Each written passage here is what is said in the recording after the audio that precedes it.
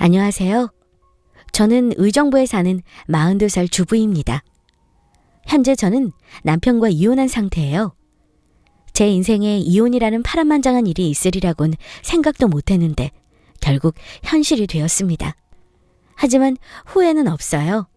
취조라고 거짓말하는 사람과 평생 사는 것보다 딸과 사는 게 훨씬 낫다는 확신이 있었습니다. 하나뿐인 우리 딸 가슴에 상처를 준 건 아닐까 싶었지만 지금은 이혼을 안 했다면 얼마나 힘들었을까 싶습니다. 여러분도 건강한 이혼이 무엇인지 제 이야기를 들으면서 느끼셨으면 좋겠네요. 그럼 지금부터 제 이혼 스토리 들어보실래요? 저는 어렸을 적부터 결혼을 일찍 하고 싶었습니다. 왜냐하면 무남동녀 외동딸로 태어나 일찍 부모님과 헤어졌어요. 어릴 적 기억이지만 생생한 것이 있는데 바로 부모님이 고함을 치면서 싸우는 모습입니다. 결국 저희 부모님은 제가 2학년이 되던 해에 이혼하셨고 저는 자연스레 고모네 집으로 가서 살았어요. 지금 와서 생각해보면 어린 딸을 고모네 집에 맡기고 언제 오겠다는 약속도 없이 저를 버리고 떠나신 건 정말 너무 무책임하셨다고 생각했어요. 물론 부모님 사정이 있었겠지만 그 당시 저에게는 정말 상처였습니다. 다행히 고모가 저를 친딸처럼 이쁘게 키워주셨고 고모도 결혼을 안 했던 상태였기 때문에 문제없이 잘 지낼 수 있었어요. 저는 생각만 해도 참 외롭고 힘든 학창시절을 보냈습니다. 하지만 이를 악물고 공부하며 버텼어요. 저에게 유일한 희망은 공부였습니다. 저를 무시하는 사람들에게 당하지 않으려면 누구보다 당당해져야 했고 그 유일한 수단이 공부였어요. 결국 저는 열심히 공부해서 좋은 대학교에 가게 되었고 고모도 정말 기뻐해 주셨습니다. 대학교 졸업 후 저는 공부에 대한 꿈이 있어 결국 대학원까지 가게 되었습니다. 그래서 늦은 취업을 했고 당시 직장에서 만난 남자친구가 지금의 남편이죠. 지금과는 다르게 참 다정하고 유식한 사람이었습니다. 남자친구는 워낙 성실하고 바른 이미지라서 회사 사람들이 모두 칭찬하는 사람이었죠. 저희는 무려 4년 동안의 긴 연애를 했습니다. 긴 연애를 하면서도 크게 흠잡을 건 없었어요. 그리고 저희는 자연스럽게 결혼하게 되었습니다. 저는 결혼을 하면서 또 하나 기대되는 게 있었어요. 바로 다름 아닌 시어머니였습니다. 남들은 미친 거 아니야? 라고 생각하실 수도 있지만 저는 시어머니가 참 좋았거든요. 그리고 무엇보다 엄마의 손길을 제대로 느껴본 적 없었기 때문에 딸처럼 저를 사랑해 주시는 시어머니에게 늘 고마웠습니다. 결혼하기 전 제가 혼자 자취하는 걸 알고 매번 반찬을 직접 싸주시면서 끼니를 잘 챙겨주셨고 아플 때면 엄마처럼 항상 전화 주시면서 챙겨주셨습니다. 무엇보다 말 한마디를 참 이쁘고 따뜻하게 해주셨어요. 결혼하기 전 시모 집에 찾아뵌 적이 있었습니다. 어머니, 저희 왔어요. 그래, 어서 와라. 우와, 어머님, 이게 다 뭐예요? 우와, 갈비찜에 잡채에 샤브샤브까지. 고생하셨네요. 우와, 진짜 맛있을 것 같아요. 수연이 오면 같이 요리할까 했는데 만들다 보니까 금방 뚝딱 했어. 기분이 좋아서 그런가? 뭐 힘든 것도 없었어. 그나저나 정말 꿈 같다. 우리 종민이 외동아들이라서 늘 딸 같은 며느리 생겼으면 했거든. 우리 수연이가 한 집안 가족이 된다는 게 이렇게 설렐 줄 몰랐다. 어머님, 감사해요. 저희 잘할게요. 엄마, 내가 좋아하는 간장게장은? 예, 너는 자주 먹잖아. 오늘은 우리 수연이의 날이야. 수연이 좋아하는 걸로 준비했다고. 누가 보면 수연이가 딸인 줄 알겠어. 당연하지. 우리 수연이가 딸이지 그럼. 난 진짜 며느리라고 생각 안 한다. 내 딸, 내 가족이라고 생각해.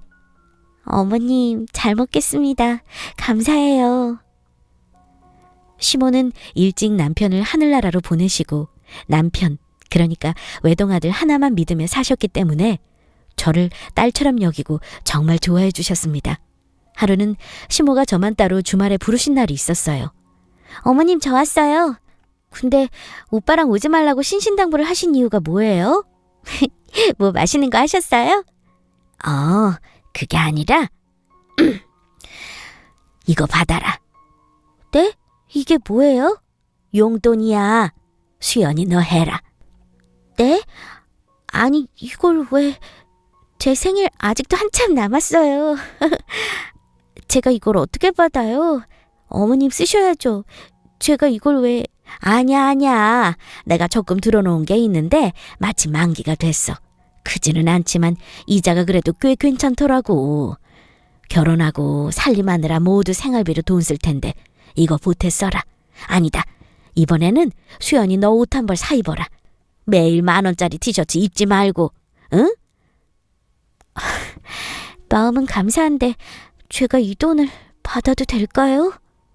당연하지. 우리 종민이랑 결혼해줘서 정말 고마워. 그리고 난 수연이가 부모님 없이 힘들었을 텐데 이렇게 바르고 곱게 자라준 게 너무 이뻐. 기특해. 수연이가 내 딸이지 뭐. 종민이는 내가 따로 챙길 테니까. 알겠지? 이건 여자들끼리 비밀이야. 쉿! 알겠지? 네, 어머님. 감사히 잘 받을게요. 이번에는 어머님 말씀대로 이쁜 옷 한 벌 사 입을게요. 제가 더 잘할게요. 그래. 지금도 잘하고 있어. 진짜 시모는 거의 엄마나 다름없었습니다. 저도 그 뒤에 마음을 확 열게 되었고 남편이 없는 날이나 명절이 아닌 평범한 날에도 시모 집에 가서 맛있는 요리도 해먹고 재밌게 놀다가 왔습니다. 참 행복했어요. 시모랑 엄마처럼 지낼 수도 있구나 하며 스스로 놀라웠습니다. 그리고 그 즈음 저는 아이를 임신하게 되었어요. 격경사가 찾아온 기분이었습니다. 늦게 임신해 노산이라 걱정이 많았는데 시모 덕분에 편안한 마음으로 임신 기간을 지낼 수 있었습니다. 배가 부른 저를 위해 요리도 직접 자주 해주셨고 인부복도 이쁜 게 많다면서 백화점에서 이쁜 옷도 따로 사주셨거든요. 그런데 아이를 낳고 딱 1년. 아기 둘이 지나고 난 이후 그때부터 남편이 이상해지더라고요. 다 잡은 물고기라고 생각을 한 건지 아니면 저한테 벌써 권태기가 온 건지 모르겠는데 사람이 좀 퉁명스럽다고 해야 할까? 좀 그랬습니다. 오빠, 이번 주 또 나가? 아니, 낚시 다니는 건 좋다 이거야. 근데 자고 오는 사람이 어딨어? 뭘 어딨어? 여기 있지. 야, 다른 부부들 사는 거 봐봐. 요즘 캠핑하는 거 유행인 거 몰라? 남들은 아내가 오히려 나가라고 하더라. 오빠, 우리 아람이 이제 돌 지났어. 이때가 한창 이쁜 거 몰라? 알지. 야, 근데 누가 그러더라. 부모가 행복해야 자식도 행복하다고. 내가 뭐 맨날 나가냐? 지난주에는 내가 아기 봤잖아. 고작 그 20분 놀아준 거? 야, 고작이라니. 그리고 아직 말도 못하는 아기랑 그럼 뭐라고 노냐? 그리고 어차피 지금 잘해봤자 소용없어. 애는 기억도 못할 텐데. 그냥 적당히 뭐든 적당히 잘해주고 밥 안 굶기고 예의 바르게 그렇게 키우면 돼. 너도 너무 유난 떨지 마. 오빠, 그게 아빠가 할 소리야? 어차피 기억 못할 때니 그럼 대충 키우라고? 참나, 기가 막혀서. 그럼 뭐하러 아기를 낳았어? 어? 매일 놀아달라는 말은 아니야. 그런데 가족과의 시간도 필요하지 않아? 그리고 나 아기 낳고 경력 단절돼서 맨날 집에 있는 거 몰라? 그러게, 운전 좀 배워두지 그랬냐? 어휴, 맨날 내가 그렇게 운전 좀 미리 해두라니까 넌 뭐 나 없으면 어쩌려고 그러냐? 오빠, 나 대학 때 교통사고 나서 운전 트라우마 있는 거 몰라? 내가 뭐 일부러 운전 안 해? 그리고 아기 봐주시던 이모님도 다음 주에 사정 생겨서 그만두신대. 야, 그래, 잘 말했다. 아기 낳고 엄마들 다 혼자 해. 그동안 너가 복에 겨웠던 거지. 우리가 뭐 부자냐? 이모님을 쓰게? 오빠 진짜 이럴 거야? 나 몸 안 좋아서 이모님 부르는 거 잊었어? 게다가 오빠가 이모님 먼저 부른 거잖아. 일주일에 이틀 3일은 편하게 쉬면서 육아하라고 나한테 말했잖아. 참나, 내가 떼써서 이모님 부르자고 한 것처럼 덮어씌워? 그리고 솔직히 오빠도 육아 많이 도와주겠다고 했잖아. 근데 평일에 회식한다고 매번 늦고 주말에 낚시한다고 외박하고 이게 말이 돼? 네, 맞습니다.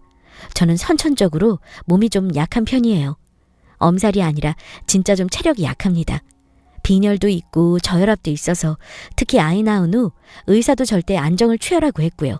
그래서 임신 초 남편이 저에게 주는 선물로 평일 이틀 정도는 이모님 도움을 받으라고 돈도 두둑히 챙겨주었거든요.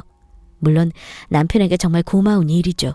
그런데 마치 제가 남편에게 떼써서 이모님을 부르자고 한 사람처럼 덮어씌우는 게 너무 짜증이 났어요. 야, 아무튼 이모님은 이제 부르지도 마. 너 빈혈? 그것도 솔직히 죽을 병 아니잖아. 너무 요란스럽게 그러지 좀 마. 차라리 잘 됐네. 이모님 아예 쓰지 말자. 알겠지? 그래, 이모님은 그렇다 쳐. 근데 요즘 주말마다 왜 이렇게 나가? 너무한 거 아니야? 바람 펴? 아이씨, 또 왜 바가지 긁어? 시끄러워. 버럭 남편은 화를 내더니 집을 나가더라고요. 아기를 낳은 후 남편은 확실히 달라졌습니다. 그때부터 저는 시어머니에게 더 의지했던 것 같아요. 하지만 그때까지만 해도 남편이 바람을 피울 거라는 건 정말 상상조차 못했습니다. 여보세요? 수연이 뭐하니? 내일 아람이 데리고 놀러와. 내가 맛있는 거 해줄게. 종민이는 집에 있어? 어머, 너 왜 울어? 죄송해요, 어머님. 저 산후 우울증인가 봐요. 이상하게 다 짜증나고 속상하고 막 그래요. 오빠가 요즘 좀 달라진 것 같아요. 아유, 종민이 이 자식 내가 가만두면 안 되겠다. 아니에요, 어머님. 어머님이 워낙 편하고 그래서 별소리를 다 했네요. 오빠 너무 뭐라고 하지 마세요. 아기가 이제 막 돌이 지났는데 남편이 밖으로 싸돌아다니고 내가 키웠지만 참 이기적일 때는 정말 이기적이야. 옛날에도 학창시절에 내가 항상 도시락 싸주면 고맙다는 말도 안 하고 식탁에 두고 갔던 녀석이야. 반찬이 부실해서 창피하다나? 암튼 수연아, 울지 말고 집에 와서 밥 먹어라. 마음이 헛헛할수록 밥을 잘 먹어야 하는 거야. 어서 건너와라. 시모집과 신혼집은 한 정거장 차이였습니다. 그래서 아이와 함께 시모집에 갔어요. 그런데 한창 밥을 먹고 쉬고 있는데 부엌으로 걸어가던 어머님이 벼랑간 중심을 잃고 쓰러지셨습니다. 정말 가슴이 쿵 하고 내려앉은 게 어떤 기분인지 제대로 느꼈죠. 너무 당황스러웠지만 119를 불렀고 결국 어머님은 응급실로 실려가셨습니다. 아이를 업고 병원에 가는 그 길이 너무 외롭고 속상하더라고요. 남편과 싸운 날이라서 더 그랬던 것 같았습니다. 병원에서 안정을 취하자 다행히 시어머니는 깨어나셨어요. 남편에게 전화를 10통이나 했지만 받지 않았습니다. 정말 서러웠어요. 나중에 의사소견에 의하면 시모는 기립성 저혈압이라고 하더라고요. 알아보니 고혈압보다 더 무서운 게 기립성 저혈압이라고 했습니다. 기립 시에 혈압이 낮아지고 어지럽고 때로는 실신하게 되는 상태까지 온다고 했어요. 어머니, 참만 다행이네요. 응, 그래. 진짜 나도 아까는 순간적으로 기억이 안 나더라. 어머니, 솔직히 말해보세요. 이번에만 이런 거 아니시죠? 의사 선생님이랑 상담해보니까 꽤 저혈압이라 이런 상태가 꽤 오래된 것 같다 하시는데 왜 말씀 안 하셨어요? 사실 얼마 전에 침대에 내려오다가 휙 쓰러져서 한참을 바닥에 앉아 있었어. 그래도 그때는 시신하고 이 정도는 아니었는데. 에휴. 어머니, 진짜 이거 조심하셔야 해요. 정말 큰일 날 뻔하셨어요. 만약 제가 집에 없었으면 어머니 제대로 시간 안에 치료 못 받으셨을 거예요. 일단 충분한 물을 드셔야 한대요. 그리고 요즘 보니까 짜게 드시던데 또 갑작스럽게 일어나는 것도 피해야 하고요. 응, 내가 잘 챙겨볼게. 안 되겠다, 어머님. 저희 집에 들어오세요. 마침 이모님도 안 계셔서 방 하나 남아요. 그리고 아람이가 할머니 오죽 좋아해요? 뭐? 아니다. 에이, 그래도 신혼집에 내가 사는 건 말이 안 된다. 어머님, 그럼 어머니 이렇게 갑자기 휙 쓰러지는 건 말이 되고요? 제 눈앞에서 어머님 쓰러지는 걸 보고 발 뻗고 편히 잘 수 있겠어요? 결국 시모는 집으로 들어와 살게 되었습니다. 남들은 고생을 사소한다고 뜯어 말렸지만 저는 문제 없었어요. 그리고 진심으로 불편하지 않았습니다. 어릴 적 엄마의 사랑을 못 받고 자랐기 때문에 시모가 마치 엄마처럼 느껴졌거든요. 게다가 산후 우울증을 앓고 있는 저에게 시모는 항상 곁에서 좋은 말씀을 많이 해주셨기 때문에 오히려 힘이 되어주셨습니다. 다행히 남편도 사정을 다 듣고 이해해 주었습니다. 저에게 처음으로 고맙다고 하더라고요. 시모가 집에 들어오자 집 분위기는 달라졌습니다. 아기가 울고불고 뗐으면 시모는 아이를 잘 달래주셨어요. 그리고 어머님이 아기를 볼 때 저는 아이 이유식을 편하게 만들 수 있었습니다. 무엇보다 친구가 생긴 기분이었어요. 집에서 하루 종일 아이를 보다 보면 솔직히 지칠 때가 많습니다. 외롭기도 하고요. 다행히 시모가 계셔서 같이 영화도 보고 텔레비전도 보면서 정말 재밌게 알콩달콩 지냈습니다. 엄마와 딸, 딱 그런 느낌으로요. 그런데 시모가 들어와 살게 된 후 딱 3개월 후부터 남편은 갑자기 지방 출장이 많아졌습니다. 한 달에 한두 번 들어오는 게 말이 되나요? 마침 남편이 온 날 저는 그동안의 일을 캐물어 볼 수밖에 없었습니다. 오빠, 회사 기숙사에서 지낸다고? 회사 기숙사. 그때 사진 찍어 보내줬잖아. 아우, 졸리다. 아라미들 잘 지내? 무슨 프로젝트가 있길래 이렇게까지 지방에 오래 내려가 있어? 그리고 딱 2주면 된다고 하지 않았어? 근데 아직 일이 덜 끝났어. 어쩌면 2달 잡고 장기 프로젝트 할 수도 있대. 거기 건축 부지가 워낙 좋은데 회사 지점 그쪽으로 낼 건가 봐. 암튼 기초공사가 가장 신경 쓸 게 많아. 허가도 받아야 하고 할 게 많아. 한동안은 지방 내려가서 지낼 것 같아. 주말에나 올게. 그나저나 엄마는 잘 지내? 엄마 요즘은 저혈압인가 뭔가 그거 괜찮아? 오빠, 최소한 나한테는 전화 못해도 어머니한테라도 안부 전화해야 하는 거 아니야?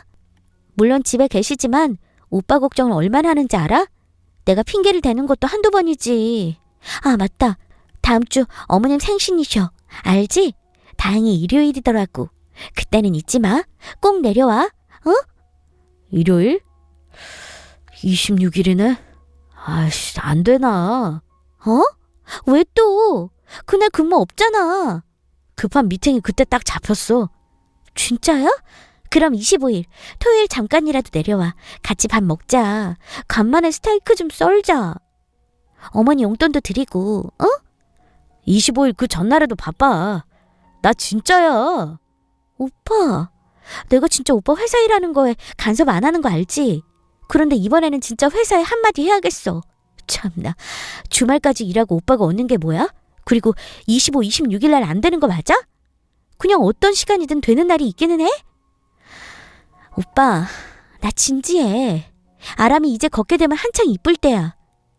나도 남들처럼 사진도 찍고 아기 데리고 놀이동산도 가고 그렇게 평범하게 살고 싶어. 야, 평범하게 살면 돈이 땅에서 나오냐 하늘에서 떨어지냐? 다 내가 있으니까 너랑 아람이 잘 먹고 잘 사는 거 아니야? 남편은 늘 이런 식이었습니다. 너희들을 위해 내가 돈을 번다. 너희들을 위해 희생한다. 그러니까 참아라. 난 잘못 없다. 늘 이런 식의 대화 패턴이었죠. 하지만 제가 바라는 건 돈을 많이 벌어다주는 남편도 아니고 주말마다 일하는 남편도 아니었습니다. 그저 가족끼리 평범하게 밥 먹고 놀고 여행 다닐 수 있는 평범한 아빠가 되어주기를 바란 것뿐인데 제가 철없는 소리하는 아내라면서 남편은 매일 핀잔을 주었어요. 말이 도저히 통하지 않았습니다. 그 후 남편은 2주 만에 집에 왔어요. 마침 딱 주말 오후에 잠시 친구랑 술 약속이 잡혔다면서 기분 좋게 나가더라고요. 대학교 동창이라면서 오랜만에 한껏 꾸미고 나가길래 의심이 되긴 했어요. 그런데 남편이 나간 후 안방 침대 베개 밑에서 진동소리가 들렸습니다. 알고 보니 남편이 핸드폰을 두고 나갔더라고요. 원래 남편 핸드폰은 절대 보지 않는 타입인데 이상하게 그날따라 카톡하고 울리는 그 소리가 신경이 쓰였습니다. 그런데 바닐라라고 이름이 저장되어 있는 수상한 카톡을 보게 되었고 저는 경악을 금치 못했습니다. 그 바닐라라는 사람은 남편을 오빠라고 부르더라고요. 그리고 내용을 계속 올려다보니 어머님 생신인 26일 그때 약속을 마침 잡았고 둘은 밥을 먹기로 했더라고요. 중간중간에 내용이 끊기는 걸 보니 남편이 스스로 내용 삭제하기 기능을 사용해 은밀하게 내용을 가리고 있었습니다. 정말 기가 막히고 코가 막혀서 웃음도 안 나오더라고요. 갤러리에 들어가 보니 그 여자와 찍은 사진도 여러 장 있었습니다. 바람도 치밀한 사람이 핀다고 하던데 그 이야기가 딱 맞았어요. 어차피 들킬 거짓말, 이렇게 허무하게 들통이 날 줄 상상도 못했을 것 같았어요. 제가 충격에 휩싸여 있을 때 부엌에는 시모가 계셨고 아기는 버젓이 거실에서 장난감을 가지고 놀고 있었습니다. 저는 순간 엄청난 걸 봤다는 생각에 손이 덜덜 떨리더라고요. 하지만 차마 이 이야기를 시어머니에게 말씀드릴 수 없었습니다. 안 그래도 저혈압 때문에 힘드신데 괜히 스트레스를 주고 싶지 않았거든요. 그리고 5분 후 남편이 불이 났게 핸드폰을 찾으러 집에 다시 왔습니다. 아니나 다를까 핸드폰이 제 손 안에 있는 걸 보고 소리를 치고 난리를 피우더라고요. 뭐야, 이걸 왜 당신이 가지고 있어? 아이씨. 핸드폰 가지러 온 거야?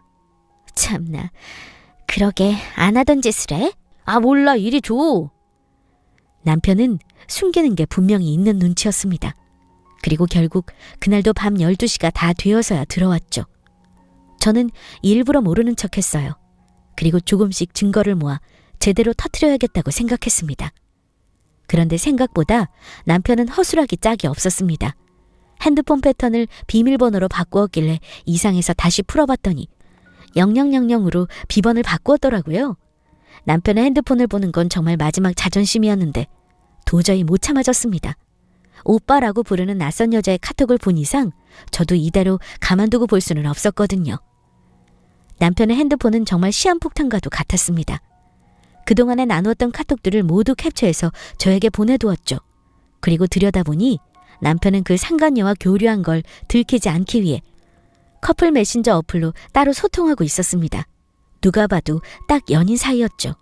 저는 조용히 그리고 은밀하게 증거자료들을 모았습니다. 제가 그때 남편 문제로 워낙 신경이 너무 예민하고 스트레스를 받았는데 시어머니는 바로 눈치를 채시곤 저를 걱정하셨습니다. 얘야 수연아, 이번 주에는 종민이 온다고 해? 요즘 많이 바쁘네? 아, 네. 이번 주에는 오겠죠. 수연아, 근데 너 요즘 왜 그러냐? 도통 입맛도 없는 것 같고 괜찮은 거야? 어디 아파? 너는 내 며느리이자 딸이야. 알지? 이 시어미한테 거짓말하거나 그러지 말고 힘든 일 있으면 언제든 말해. 알겠지? 그리곤 어머님이 저를 꽉 껴안아 주시는데 눈물이 나는 걸 참느라 미치는 줄 알았습니다. 하지만 저는 어머님께 남편이 바람 피우는 이 사실을 차마 말씀드릴 수 없었어요. 그러다 하루는 말도 없이 금요일 저녁 늦게 집에 남편이 온 날이 있었어요. 분명 주말에 못 온다고 했는데 웬일로 금요일 저녁 퇴근하고 올라와 집 근처에서 친구와 술 한잔을 마신 모양이더라고요. 술이 한껏 취해서는 저에게 고래고래 소리를 쳤습니다. 야, 김수연, 나와. 당장 나와. 이씨. 서방님 말을 무시하냐 너? 아우, 술 냄새. 동네 창피하게 왜 이래? 어서 들어와. 남편은 고주망태가 되어서는 아파트가 떠나갈 정도로 소리쳤어요. 12시가 넘은 시간이라 가족들은 모두 일찍 잠이 들었습니다. 어머니랑 아람이 모두 자. 쉿, 조용히 하라고. 야, 너가 뭔데? 너가 뭔데 이래라 저래라 하는 거야, 어? 언제 왔어? 이번 주말 못 온다고 하지 않았어? 야, 김수연, 내 말 잘 들어. 너 다 알고 있지? 뭐가 갑자기? 남편은 저를 추궁했습니다. 자기가 바람핀 사실을 고백하려는 모양이었어요. 내가 모를 것 같냐? 요즘 너 내 핸드폰 자주 보더라. 내가 모를 것 같았냐? 그래, 어차피 알게 될 사실이니까 내가 말해준다. 나 좋아하는 여자 생겼다. 진짜 나도 이렇게 될 줄 몰랐는데 사랑하게 됐다. 미안하게 됐다. 그런데 어쩌냐. 너나 나나 늦기 전에 진짜 사랑 찾는 게 너한테도 나한테도 좋은 거 아니겠냐? 나도 너 앞에서 거짓말 더 이상 하기 싫다. 지겨워. 내가 곰곰이 생각해봤는데 아무래도 그 여자가 더 좋다. 너보다. 너랑 결혼하고 사랑한 건 진심이었어. 근데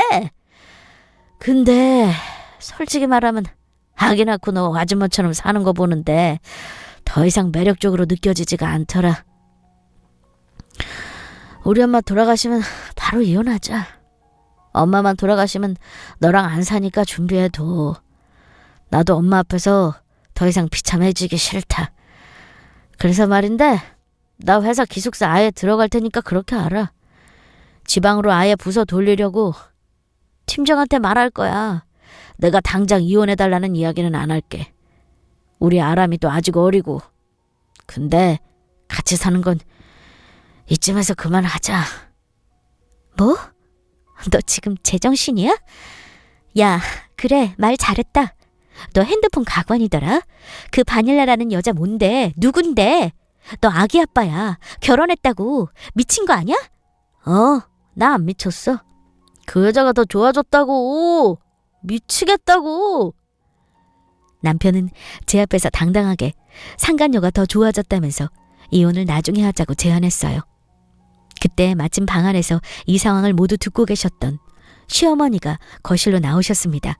그리고 말릴 새도 없이 시어머니는 남편의 싸대기를 때렸어요. 야, 너 지금 뭐라고 했어? 우리 수연이한테 뭐? 어쩌고 어째? 아이씨, 엄마. 미쳤어? 왜 이래? 너는 맞아도 싸. 사랑하는 여자가 생겼어? 참다. 너야말로 진짜 미친 거 아니야? 너 아람이 아빠야. 수연이 남편이고. 너 내가 아는 아들이 맞아? 아이고. 아이고, 세상에 진짜 미친 거지? 어떻게 이럴 수 있냐? 너 언제부터야? 너 언제부터 이 짓거리 하고 다녔냐고? 아이씨, 몰라. 짜증나게. 엄마가 무슨 상관이야? 그럼 내가 좋아하지 않는 사람이랑 평생 살라는 거야? 엄마는 누구 편이야? 야, 이놈아. 여기에 편이 왜 나와? 너 진짜 아직도 철이 안 들었구나. 아이고. 내가 자식을 잘못 키웠어. 아이고. 어머님은 목 놓아 우시면서 연신 저에게 미안하다고 사과하셨습니다. 그리고 기립성 저혈압 증상이 심해지셨는지 어지러움을 호소하시며 다리가 풀려 그만 그대로 소파 쪽으로 넘어지셨어요.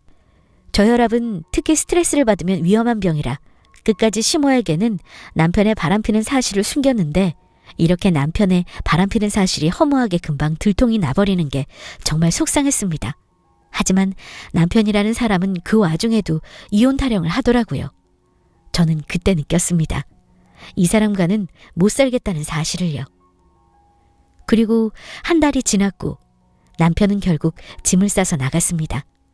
그 상간녀와 편하게 사랑을 하면서 살겠다면서 자기를 미워하지 말라고 하더라고요. 게다가 시어머니한테는 전화 한 통도 없이 그냥 나가버렸습니다. 정말 불효도 그런 불효가 없었어요. 저도 거의 반포기 상태로 지냈습니다. 어차피 마음 떠난 사람 잡고 싶지도 않았고요. 하지만 상간녀 소송은 반드시 해야겠다고 생각했습니다. 왜냐하면 누구 좋자고 이혼을 해줘야 하지? 라는 생각이 순간 스쳤거든요. 사실 상간녀 소송이라는 게 쉽지 않았지만 어쩔 수 없었습니다. 시모는 이혼을 준비하는 제 모습을 옆에서 지켜보시면서 점점 밥을 드시지 못하셨어요. 어머니, 밥은 드셔야죠. 요즘 왜 이렇게 밥을 안 드세요? 입맛이 없어. 그래서 결국 이혼하는 거지, 너희? 네, 그래야죠. 살 이유가 없네요. 아람이 아빠가 저 사람이라는 사실이 소름 끼쳐요. 수연아, 내가 정말 미안하다. 이걸 어떻게 갚아야 할까? 내가 다 큰 자식 불러 앉혀놓고 다시 가르쳐도 지금 벌써 마음이 다른 여자한테 떠나간 놈인데 내가 너 얼굴을 볼 면목이 없다. 보란 듯이 상간녀 소송해라. 내가 도와주마. 그리고 그놈 사지를 내가 다 찢어놓고 싶지만 그럴 수 없어서 내가 화병이 생기려고 해. 조강지쳐 버린 놈들은 제명에 못 살지. 돈 필요하면 말하고. 변호사 이런 거 쓰려면 돈 많이 들잖아. 응? 어머니가 무슨 잘못이 있으세요? 저는 어머니 덕분에 그래도 지금 힘내고 살아요. 그러니까 밥도 잘 드시고 건강하게 오래오래 제 곁에 있어주세요. 돈도 일단은 여유 있으니까 걱정 마시고요. 저는 상간녀 소송을 알아보기 위해 유명한 이혼 변호사와 상담을 여러 번 했어요.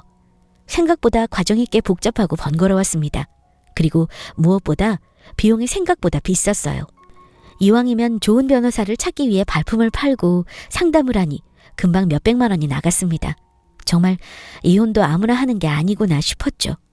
그런데 하루는 시모와 함께 변호사 상담을 받으러 집을 나섰는데 갑자기 현관문 앞에서 또 한 번 어지러움을 호소하시면서 그대로 바닥에 쓰러지셨어요. 그리고 한 번도 하지 않았던 구토를 하셨습니다. 저의 이혼 과정을 지켜보셨던 시모도 몸이 말도 안 되게 약해지셨더라고요. 마음이 너무 아팠어요. 그리고 그런 끔찍한 이혼 준비는 상간녀 소송과 함께 거의 1년 가깝게 진행되었습니다. 이혼이라는 게 금방 되는 줄 알았는데 그게 아니었어요. 게다가 저는 소송까지 걸려 있었기 때문에 꽤나 복잡했습니다. 하지만 포기할 수는 없었죠. 여보세요? 나야. 웬일이냐? 엄마는 잘 있어? 참 빨리도 물어본다. 잘 계시겠니? 상간녀 소송 걸었으니까 그렇게 알아. 그 여자한테도 소장 갈 거야. 야, 뭐? 소송? 그게 되겠냐? 그래, 애 써봐라.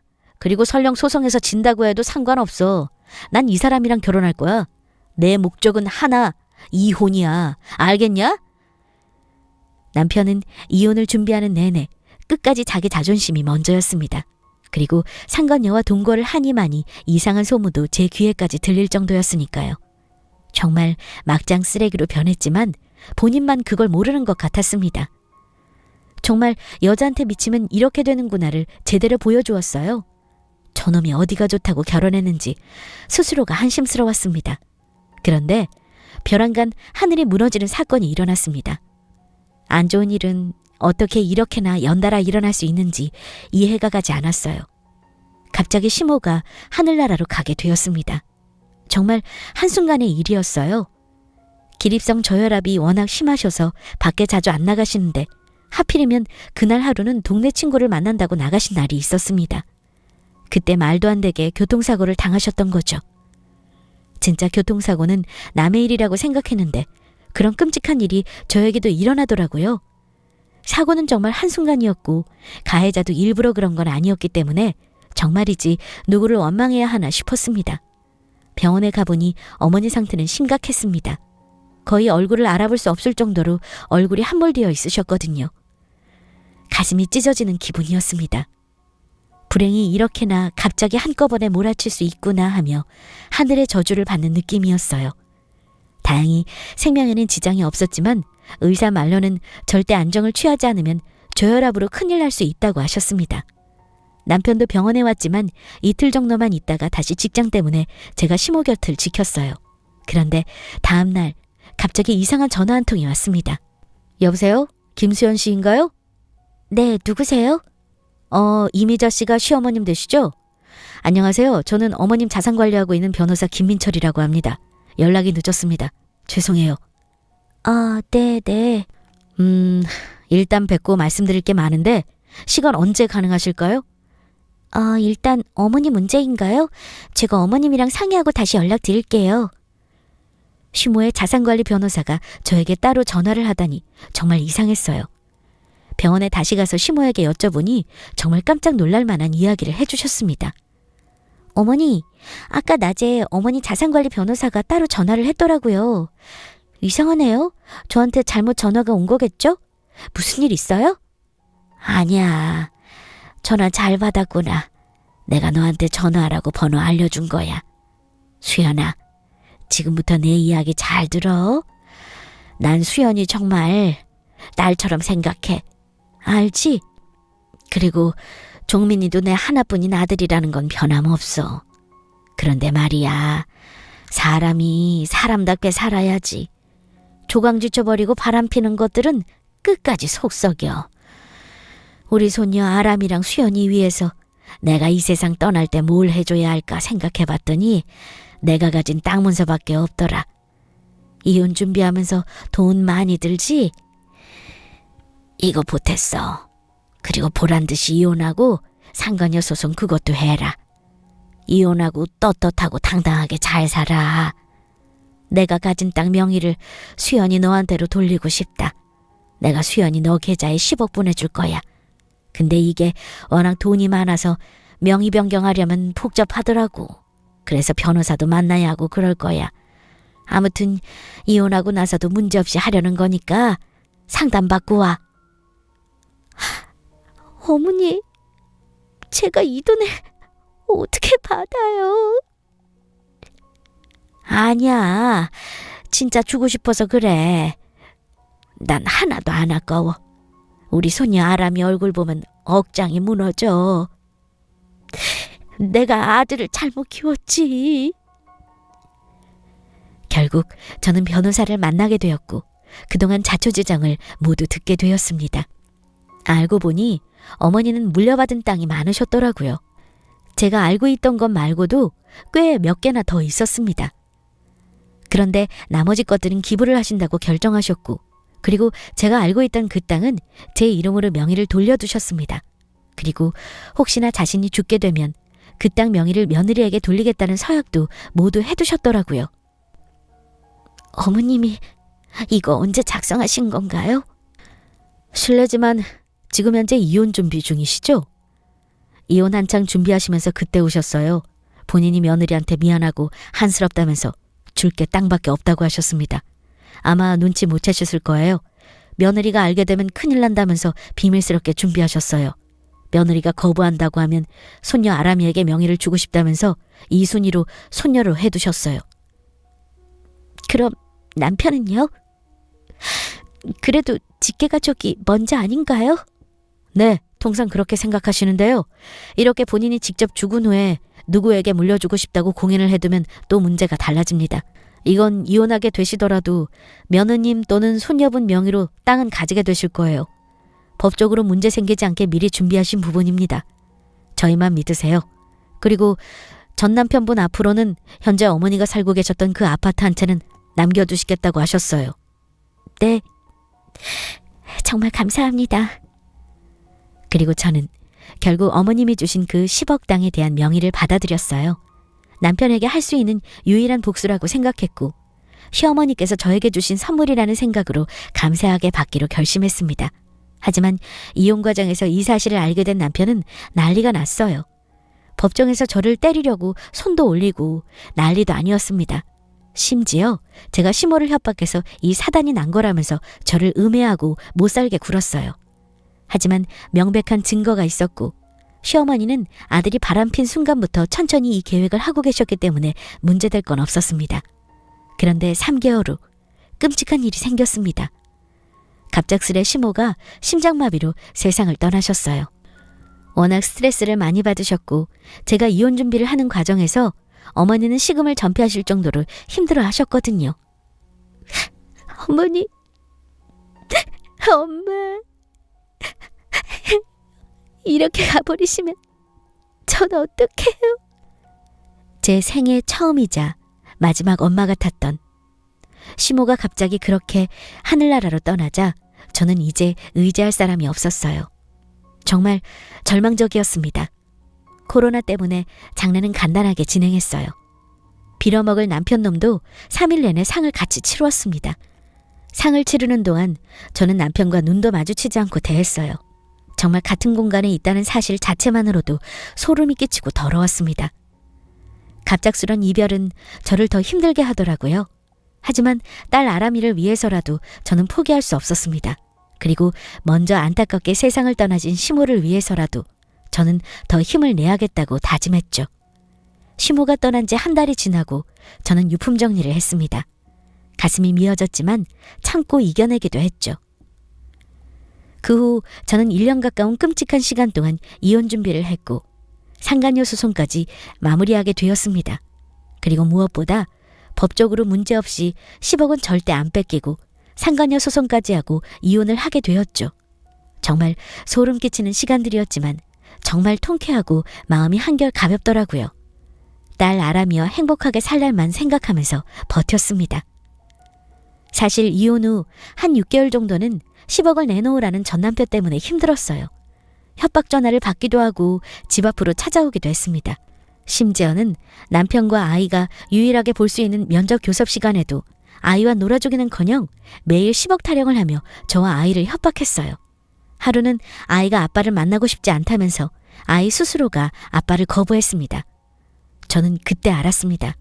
더 이상 아이에게 아빠를 보여주면 안 되겠다는 사실을요. 그리고 매일 술을 먹고 아이를 만나러 온다는 사실도 너무 소름 끼치고 창피했습니다. 아이가 술 냄새 나는 아빠로 기억하는 게 너무 수치스러웠어요. 결국 저는 변호사를 한 번 더 만났고 비양육자의 비행과 폭력에 대한 증거 자료들을 확보해 보여주었습니다. 그 후 아이는 아빠와 만나는 횟수를 조금씩 줄어나갔죠. 정말 어쩔 수 없었습니다. 그리고 2년이라는 시간이 흘렀어요. 저는 다시 일을 시작하게 되었고 아이가 어느덧 어린이집을 가게 되었습니다. 이혼이라는 상처가 아직 아물지는 않았지만 그래도 꿋꿋하게 이겨내면서 살았어요. 어떻게 그렇게 알고 찾아온 건지 이사간 동네에 전 남편이 찾아온 거예요. 정말 너무 깜짝 놀랐고 순간적으로 경찰에 신고해야 하나 고민했습니다. 뭐야? 어떻게 알고 왔어? 야, 김수연. 오랜만이다. 잘 지냈냐? 내 이름 함부로 부르지 마. 여긴 어떻게 찾아온 거냐고. 아람이는 잘 있어? 수연아. 미안하다. 나 그 여자한테 돈 다 뜯기고 왔어. 나 이제 진짜 거지 됐다. 미안하다 진짜. 내가 조감지쳐 버리고 벌 받는가 봐. 나 좀 받아줘라. 뭐? 야, 너 미쳤니? 그러게, 네 복을 네 발로 찬 거지. 안 그래? 시어머니가 오빠 부를 때 매번 했단 말 기억나? 사랑하는 아들이라고 부르셨잖아. 오빠는 어때? 어머니한테 떳떳하고 당당한 아들이야? 살아생전에 어머니한테 효도했어? 못했지. 그러니까 내가 이렇게 후회하고 너한테 용서를 비는 거 아니야. 어머니 이제 세상에 안 계시니까 얼굴도 볼 수 없고 효도도 할 수 없잖아. 효도라는 게 그런 거야. 살아계실 때 제대로 못하면 돌아가시면 어찌할 방법이 없다는 거. 그래서 있을 때 잘하는 말도 있잖아. 오빠도 마찬가지야. 다시는 내 앞에 나타나지 마. 난 이미 끝났어. 아람이랑 나는 아빠 같은 거 이 세상에 없다고 생각할 거니까. 알겠어? 그리고 더러운 그 얼굴 다시는 내 눈앞에 보이지 마. 역겨우니까. 저는 남편 눈을 똑바로 쳐다보며 경고를 날렸습니다. 그리고 혹시 몰라서 집도 이때쯤 이사를 했어요. 아이에게 혹시나 피해가 가지 않을까 노심초사할 바에는 아예 피하는 게 상책이라는 생각이 들었거든요. 여러분, 똥은 무서워서 피하는 게 아닙니다. 그냥 더러워서 피하는 거죠. 여러분도 현재 똥 같은 인간관계를 맺고 계신가요? 그럼 피하세요. 그게 상책입니다. 저는 현재 남자친구도 생겼어요. 일하면서 자연스럽게 만났습니다. 딸 아람이를 진심으로 좋아해주고 저를 아껴주는 사람이죠. 천천히 일단 연애부터 해보려고 합니다. 사랑만 하고 살기에도 우리 인생은 짧으니까요. 여러분도 사는 동안 마음껏 사랑하면서 살아가세요. 후회 없는 인생은 스스로가 만드는 것 같아요. 그럼 지금까지 제 이야기 들어주셔서 감사합니다.